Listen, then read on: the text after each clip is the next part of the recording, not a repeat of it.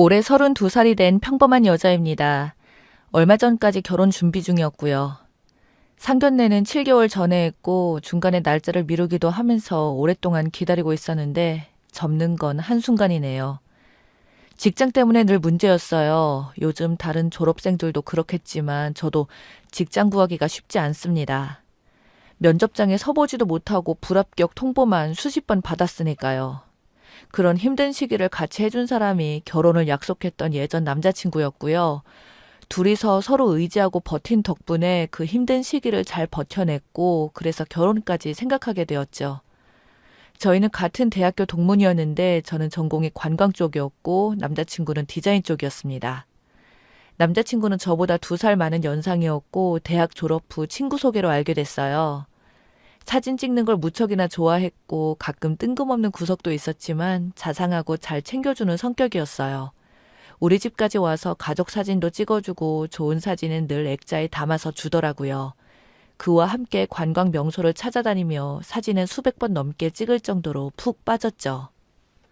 한 번은 부산에 있는 천마산에 갔었는데 꼭두 새벽에 일어나서 산길을 올라가다가 제가 살짝 넘어진 적이 있었거든요. 제가 쓰러지자 남자친구는 찍던 사진기까지 다 내팽겨치고 돌아가자고 했고 나중에는 힘들어하는 저를 업고 내려왔어요. 땀에 흠뻑 젖은 모습으로 제 다리를 이리저리 살펴보는데 그렇게 끔찍히 여기는 사진기에 바로 아무렇지 않게 제 다리를 올려놓는데 아마 그때 더 빠진 것 같습니다. 내가 제일 소중한 사람이구나 싶었거든요. 그 뒤로 6년이라는 시간을 만났네요. 저는 대학 졸업 후 항공사의 캡틴 크루 준비 중이었고 남자친구는 쇼핑몰에서 모델들 사진 촬영을 도와주고 있었어요. 근데 항공사 취직이 생각보다 너무 힘들었고 그땐 정말 많은 고민이 있었죠. 외국 항공사를 한번 알아보는 게 어떻겠냐는 동기들의 이야기를 듣고 더 많은 항공사에 원서를 넣었고 그 시기에 영어 공부도 정말 많이 했네요. 어떻게든 꼭 들어가고 싶었습니다. 제 남자친구는 쇼핑몰에서 사진 찍는 일 하다가 부모님이 직접 쇼핑몰을 한번 차려보려고 준비 중이라고 했어요. 주변에 성공한 인터넷 쇼핑몰에 지인들이 많이 있어서 그런지 자신 있어 하더라고요.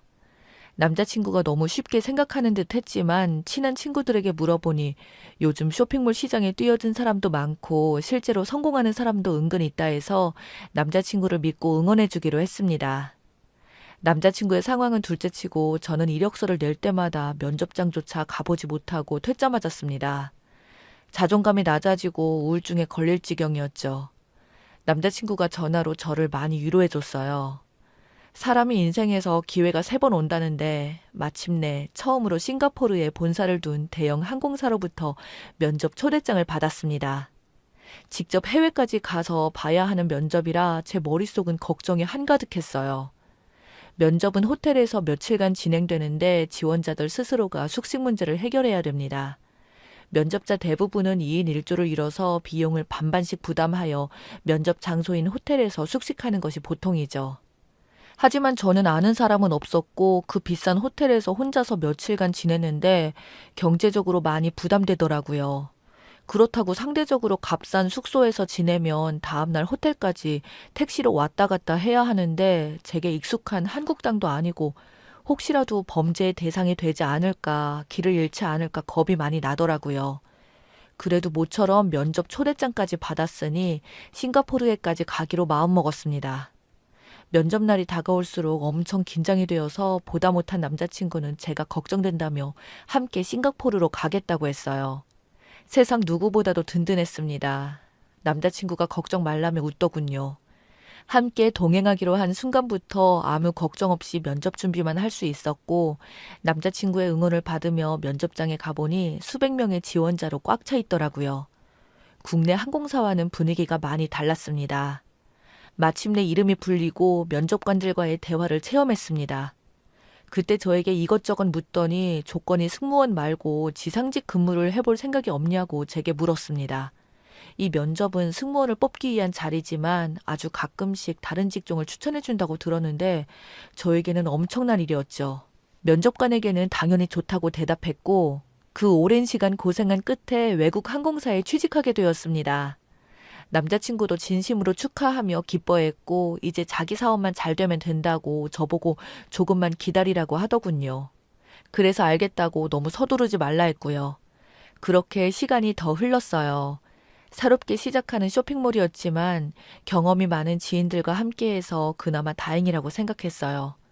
저도 밤마다 남자친구 회사에 들러서 택배박스 포장해주는 일을 도왔습니다. 그러면서 정말 자연스럽게 결혼 이야기가 나왔던 것 같아요. 영화에 나오는 것처럼 엄청난 이벤트나 그런 건 없었지만 그땐 마냥 좋기만 했어요. 그렇게 양가 부모님께 인사도 드리고 상견례까지 잘 마쳤습니다.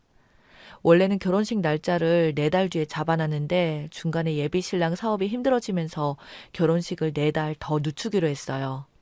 예비 신랑은 원래 남성 쇼핑몰을 했는데 중간에 한번 크게 힘들어 보고 나선 그때부터 여성 쇼핑몰로 방향을 바꿨어요. 함께 일하던 사람들도 정리하고 완전히 다 바꿔서 하는 듯 했습니다.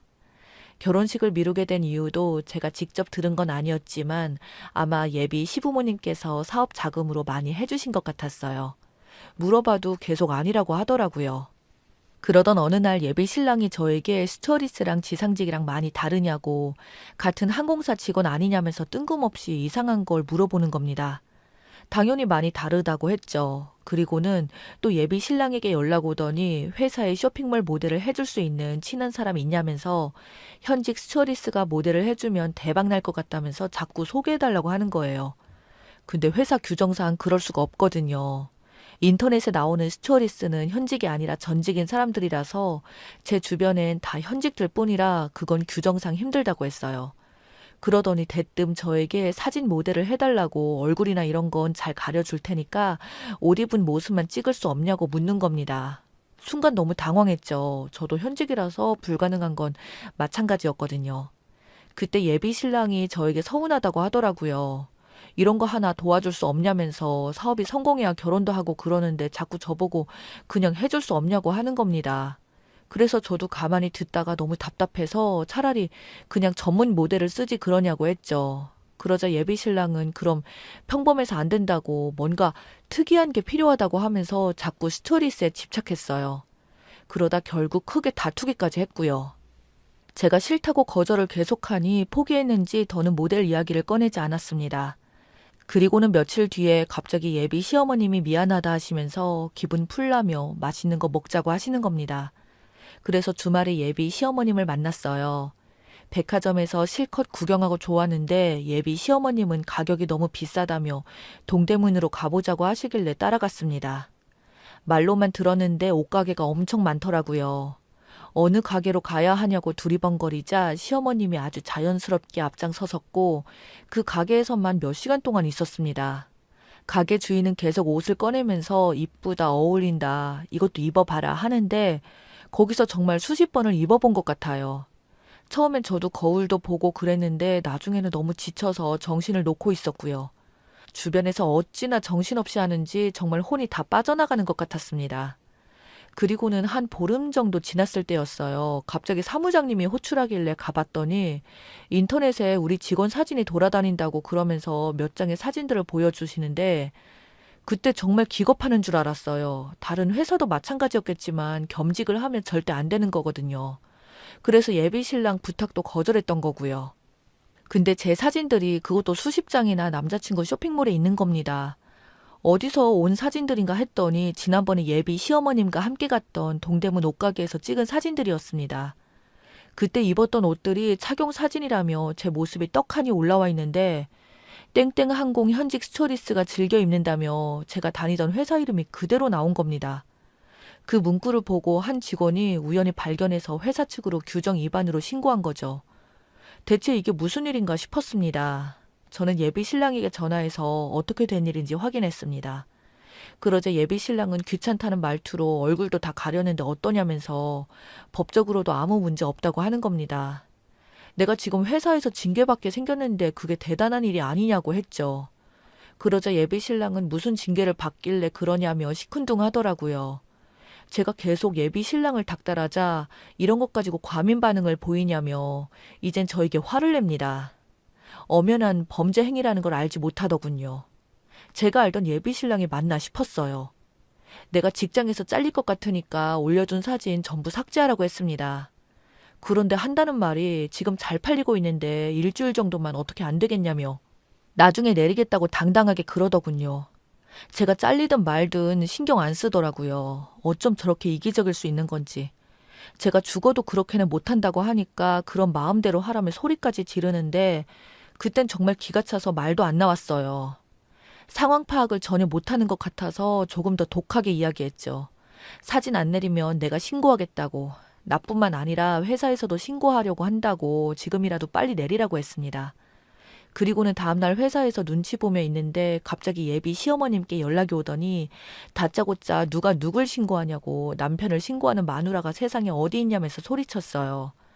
제가 항공사 이름이 그 사진에 다 적혀 있어서 제가 신고하지 않아도 회사에서 가만히 있지 않을 거라고 빨리 내려야 한다고 말씀드렸어요.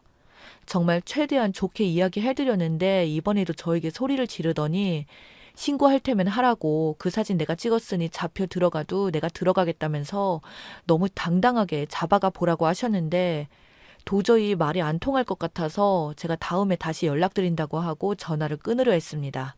그런데 예비 시어머님이 대뜸 얘, 지금 많이 바쁘냐? 남편이 잡혀가게 생겼는데 일이 중요하냐고. 그깟 일 해서 한 달에 월급 얼마나 받는다고. 인터넷 쇼핑몰이 대박나면 한 달에 얼마씩 버는지 모르는 거니? 네 월급 정도는 하루면 벌 수 있어. 라고 하신 겁니다.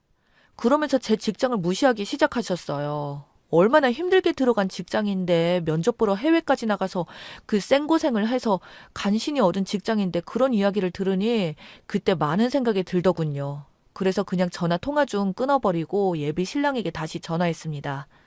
나 퇴근하기 전에 사진 내리라고 그러면 내가 징계를 받든 뭘 하든지 해서 피해 안 가게 잘 막아보겠다고 했어요. 예비 신랑이 아무 대답도 없길래 오후 5시까지 올려놓은 사진들 정리하라고 이야기하고는 끊었어요. 그리고 퇴근 시간까지 기다렸는데도 올라간 사진은 그대로 있더군요. 혹시나 사진 내리는데 시간이 걸리나 싶어 다음날 아침까지 기다렸습니다. 밤새도록 예비 신랑 쇼핑몰만 클릭하면서 확인해봤는데 그대로더군요. 마음 단단히 먹고 출근했죠. 그날 출근해서 곧장 사무장님에게 갔어요. 그 인터넷 쇼핑몰 신고하셔도 되고 저에게 징계를 주시면 달게 받겠다고 저도 그 쇼핑몰을 신고할 예정이라고 했어요. 그리고는 나오자마자 예비 신랑에게 연락해서 그때 파혼 이야기를 꺼냈습니다. 이대로는 같이 못 살겠다고 결혼하기 전부터도 제 직장을 무시했는데 나중에 시간이 더 지나면 어떻겠냐고 이건 안 봐도 뻔하다고 했습니다. 내가 얼마나 고생해서 들어간 직장인지 다른 누구보다 당신이 더 잘 알면서 이렇게 무시할 수 있냐고 했어요. 이제 다 필요 없고 고소장 받을 준비하라고 했네요. 그날 퇴근해서 집에 돌아와 저희 부모님께도 말씀드렸습니다. 사진 이야기를 그때 처음 했어요. 부모님도 듣자마자 펄쩍 뛰시더군요. 허락도 안 받고 어찌 그럴 수 있냐고 나중에 하던 일 힘들어지면 자기 마누라도 팔아버리겠다면서 아빠가 엄청 화를 내셨어요. 그런 집안에 들어가면 절대 안 된다고 당장 다 취소하라고 하셨어요. 그렇게 저는 상견례 올리고 7개월이 지나고 나서 결국 파혼하게 되었고 그 오랜 시간 결혼 준비를 하며 있었는데 마음 정리하고 나니 정말 순식간이더군요. 근데 아무 후회는 없습니다. 오히려 더 잘 된 것 같기도 해요. 급하게 결혼하지 않은 게 참 다행스럽네요. 혼인신고까지 하고 저런 일이 생겼으면 정말 더 갑갑했을 것 같거든요. 하늘이 도왔다고 생각하려고요.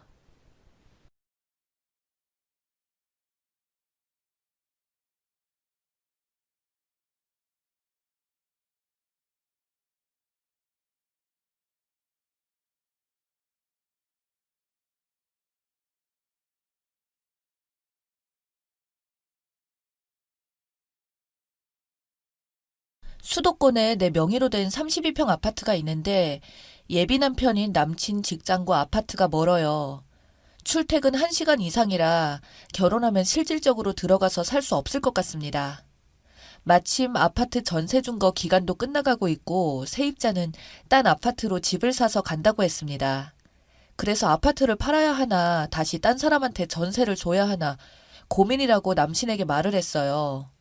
요즘 전세도 어마어마하게 많이 올랐고 집을 팔고 나면 다시 내 이름으로 사기도 힘들 것 같고 난 팔면 계속 오를 것을 알기에 손해 나는 거 아깝기는 하지만 남친과 결혼하면서 좋은 집 구하는데 집 팔아서 공동 명의를 할 생각이었고 또 전세를 줄 경우에는 내 비상금을 굴릴 생각이었습니다.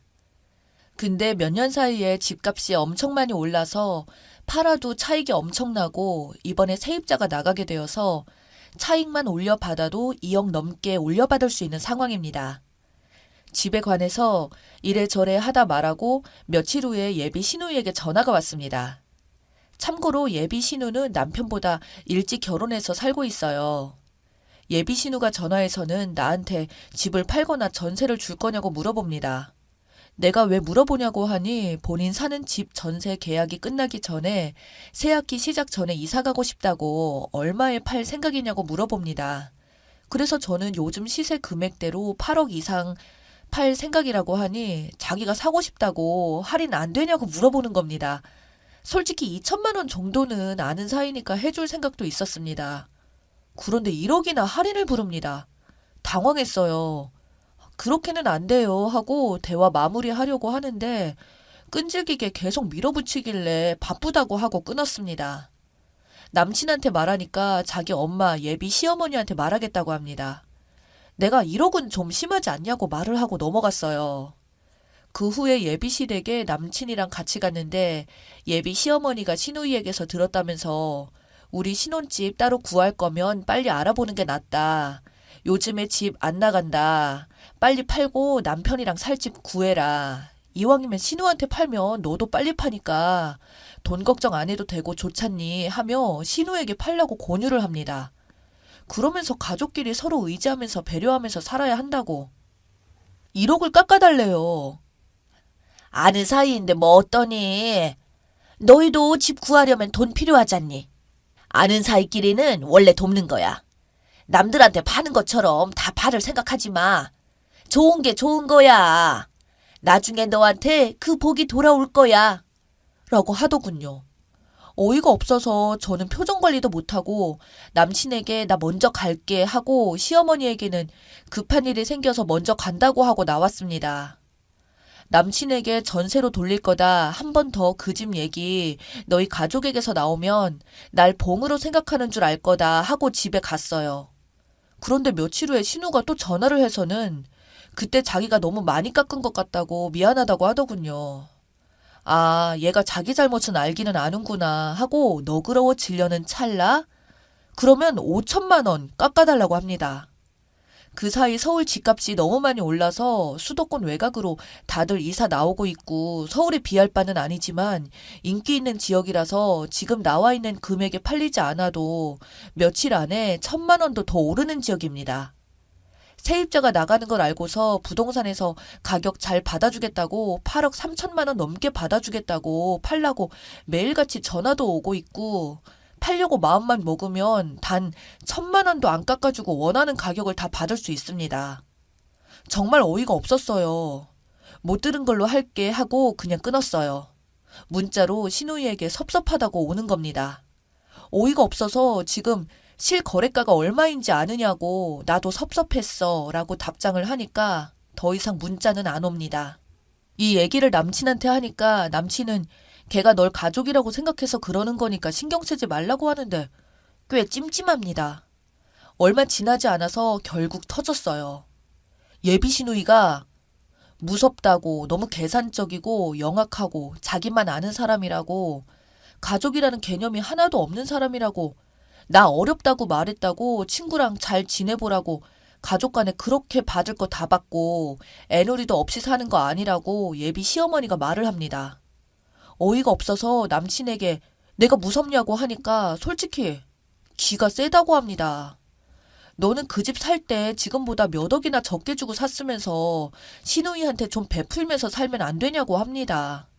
집값을 안 주고 공짜로 들어와서 산다는 것도 아니고 시세보다 조금 깎아달라고 한 건데 그걸 그렇게 칼같이 거절하니까 정 떨어진다고 합니다. 그래서 결혼하지 말자. 그 집 내가 피땀 흘려 벌어서 너랑 만나기 전부터 산 집이다. 그 집을 왜 시누이한테 시세보다 1억이나 싸게 넘겨야 하는지 나는 도통 모르겠다. 제 가격에 팔아야지 나도 결혼해서 살 집을 살 것 아니냐. 1억이나 5천만 원 깎아주면 그 돈만큼 나는 대출을 더 받아야 한다. 신우이한테 그런 식으로 생색내면서 돈 다 모으고 대출 갚느라 내 영혼을 갈아 넣을 생각은 없다. 니랑 결혼하면은 날 만만하게 보는 시어머니 때문에 속이 터져 문드러져서 내 성격이 더 그지 같아지겠다 하고 연락을 바로 끊어버렸습니다. 내가 그래도 집이 있어서 그 집 팔아서 신혼집 하는데 보탤 수 있는 건데 나한테 일방적인 희생을 강요하는 결혼은 할 수 없다고 통보했습니다. 신혼집으로 매매하려고 하는 집이 서울이라서 30평대는 못 가고 25평대가 10억이 넘고 제 집 팔아서 전세 빼주고 나면 4억 보태는 겁니다. 남친은 보탠 것은 없고요. 10억의 집을 사면 내가 4억 가져가고 대출의 반은 넘게 갚을 거고 60% 넘게 내가 부담하는 거예요. 1억 깎아주면 깎아주는 만큼 내가 갚아야 하는 거죠. 저렇게 집을 가져가는데 혼수는 어쩔 거니 예단은 얼마 줄 거니 해서 안 그래도 열받아 있는 상태였습니다. 4억 넘게 가져가도 전혀 고마운 집은 아니에요. 지금 생각해보면 이 결혼은 왜 하려고 했을까?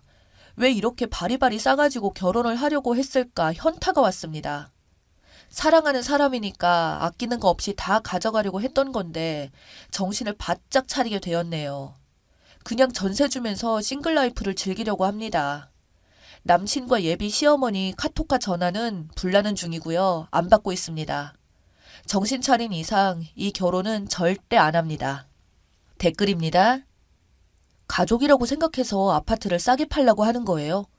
헐, 그럼 이제 가족 될 거니까 어머님한테 신혼집 사달라고 하세요. 그럴 능력도 없는 것들이 남의 것 하나 해준 게 뭐 있다고 남친도 보나 마나예요. 신우한테 아파트 싸게 팔면 그 복이 다 돌아온다고요? 그렇게 피 한 방울 안 섞인 사람한테 강매 아닌 강매를 해야 하나요? 그 집에 시집 안 가는 게 제일 큰 복 같은데. 남친 엄마는 님 아파트 팔아 자기 아들이랑 잘 살면 되는 건데 그것도 부족해서 자기 딸한테 헐값으로 넘기라고 누구는 땅 파서 돈 모아 삽니까? 며느리한테 아들, 딸 줄줄이 들러붙었네요. 신우이한테 감사하네요. 결혼 파탄나게 해줬으니. 결혼한 후면 너무 복잡해지잖아요. 어이가 없네요. 아직 가족도 아닌데 무슨 근거 없는 자신감으로 가족이니 1억을 깎아달라고. 그러고 계산적이고 어렵다고 합니까? 어이가 없다 정말. 거지도 아니고 가족끼리는 더 금전 관계는 칼같이 해야죠. 어디서 1억을 날로 먹으려고 하나요? 생판 남인 동생한테 1억이나 줘야 하는 이유를 물어보세요. 아직 혼인신고도 결혼 날도 안 잡은 신우일 뿐인데 그 사람한테 이런 걸 주라니. 지는 처가에 일 생기면 이렇게 줄 수 있나 봐. 남자 놈이 연봉이 얼마인지는 모르겠지만 딱히 능력이 있어 보이지는 않으니 7천 아래라고 봐요. 혹시라도 다시 얘기할 기회가 있으면 대놓고 창피를 주세요. 1년치 연봉보다 더 되는 돈을 그냥 달라니 그게 제정신이냐고. 가족이 단체로 거지 같다고 하세요. 솔직히 저라도 파혼할 듯. 그런 상태로 결혼하면 뭐 선을 긋는다는 둥 어이가 없다는 둥 별의별 소리를 다 해가며 아마 가족으로 안 받아들이고 빙빙 돌리며 그것도 처음부터 네가 그렇게 했으니까 우리도 그러는 거 아니냐면서 님 탓으로 돌릴 거예요. 그렇다고 한번 뭐 하라는 대로 해주면 우리 언니 잘 들어왔네 며느리 잘 들어왔네가 아니라 그게 당연한 줄 알고 계속 그래요. 마음 잘 추스르고 잘 지내세요. 어이없이 요구하는 시누이랑 시어머니는 당황하지만 그거를 중재 못하고 글쓴이한테 기세다고 평가하는 그 남친이라는 놈도 멍멍이에요. 그냥 어이없어. 접으세요. 다른 댓글에서 그랬듯이 시누이가 오히려 은인이네요. 집안 꼴이 거지 꼴이라고 미리 알려주신 은인이었어요. 다음에 만나시면 아파트 있다고 말하지 마세요. 그냥 저냥 혼수할 수 있다고까지만 하세요. 혹시라도 남친 말에 홀라당 넘어가서 결혼한데도 집 명의는 님 명의로 하시고요. 1억이 무슨 애 이름이에요? 평범한 사람이 1억을 모으려면 얼마나 오래 걸리는데. 이런 미친 결혼 안 하시길 잘하셨습니다. 형제가 매매할 때 증여세 나와요. 결혼은 5년 안에 하실 거잖아요. 세무서에서 판단할 때 형제가 매매는 무조건 증여로 봅니다. 그리고 형제 간 증여 공제 범위는 10년간 500만 원입니다. 500원, 1000만 원도 아니고 5천은 그냥 무조건 글쓴이님 증여세로 나옵니다. 10억 미만 같으니 30% 정도 세금 붙겠네요. 증여세 나올지 안 나올지 다 따져가면서 사시기 싫다고 하세요. 거지 근성에는 상식이 안 통해요. 남친도 벌써부터 이러시면 앞으로도 말려 들어갈 겁니다. 제정신 들면 부인한테 점점 의지하려고 할 거예요. 시골에 사는 그놈이 1억이라는 금액으로 전세 구하기도 힘든데 어디에 누울 자리를 보고 기대하지. 염치도 없고 시댁 한번 확 엎어버릴 필요성이 있네요. 예비 며느리 어려운지 모르고 벌써부터 빨대 꽂으려고 하다니. 가족이니까 결혼하니까 남동생 직장 가까운 거 좋은 곳으로 이사 가도록 한 2천에서 3천만 원 더 얹어주세요 라고 말해보세요. 무슨 말을 그렇게 하냐고 하면 가족인데 뭐 어때요? 라고 반문하세요. 결혼 안 하는 게 100번 나을 거예요. 5천이 누구 개 이름도 아니고 가족끼리 돈 거래하는 거 꺼려 하는데 아직 가족도 안 되었는데 막무가내로 밀어붙이는 건 좀 예비 남편도 중간에서 잘 해주지도 않고 거기서 기가 세다 이런 말 하는 건 도대체 무슨 의도인지. 가족인데 출발하는 신혼 보고 잘 살라고 매매가에다가 결혼 축하한다고 기념으로 2천 얹어달라고 해요. 가족인데 서운하게 그 정도는 돕고 살아야죠.